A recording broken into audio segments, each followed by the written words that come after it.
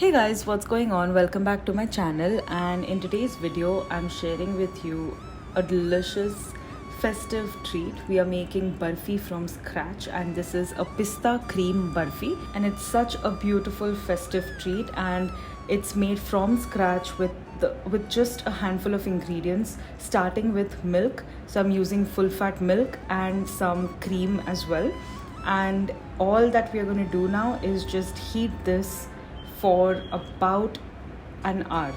That's all you're going to do. And during this 1 hour period, when you are cooking this milk, you're going to add a lot of other ingredients as well. So you can see it's made from fresh natural ingredients, all made from scratch. So the milk and cream is heating on high flame or a high heat at this point, and throughout this cooking process you're going to continue cooking this on a high heat itself. You can see the quantity of the milk and cream mix right now, but towards the end of that 1 hour, it is going to reduce dramatically.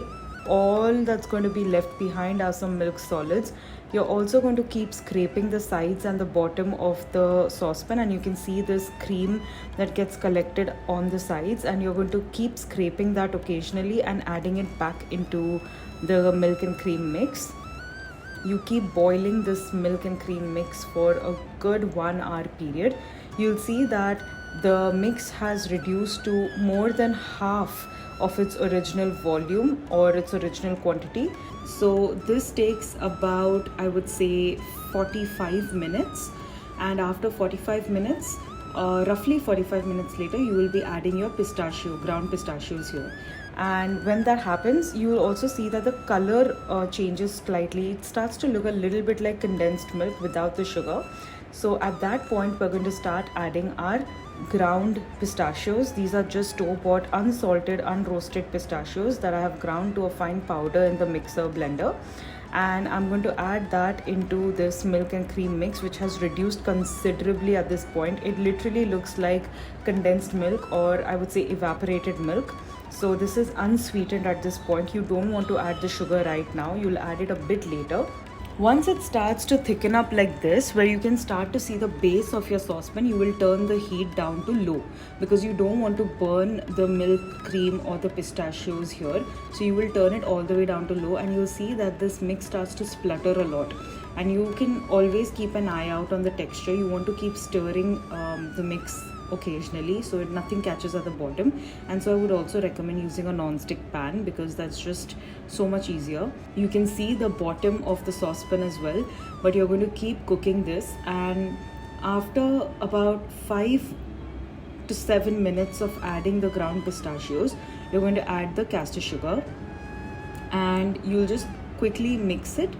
And once it's well combined, you will then also add your cardamom powder. You can see that it has thickened up a lot, and now all that's left to do is to cook it for another 5 to 7 minutes, and your pista cream barfi will be ready. That's the reason why you don't want to add the sugar all the way in the beginning, because it will start to caramelize, and that will also change the color of the pista barfi, and you don't want that. You want this to have a natural pistachio color like this, like a pale olive green color. And you can see just how much it has thickened at this point. It is very important to turn the heat to low once you add the pistachios, otherwise everything will burn. So make sure that I'm reiterating that again, because you should really turn the heat down to low once you've added the pistachios. Now you can see that the mix is starting to leave the sides, and you can easily plop the mix onto itself. It stays and holds its shape. You can see when I'm trying to turn it around, it holds its shape, and you can see as I lift it up from the spatula and drop it from a height, it maintains its shape, it holds its shape, and it's piping hot at this point, which means as it cools down, it will get firmer. Here I have a 4x4 inch square tin. Now I made a huge mistake by not lining the base with parchment paper. It's a greased tin, but I would also recommend having a little parchment paper square at the bottom, so that it's very easy to unmold this barfi once it's cooled down and set. This did come out, but I had to struggle a little bit, so that's the reason why I would highly recommend that you put a piece of a square of parchment paper at the bottom, so when you invert it, it easily slides out of the tin. You will also decorate this with some pistachios while it's still warm and press it gently like this so that the pistachio flakes stick to the top of the barfi. Now you will refrigerate this for at least 4 to 5 hours. It needs to be thoroughly chilled and needs to set really well. You're going to take a knife and run it along the edge of the mold, and then you'll unmold it.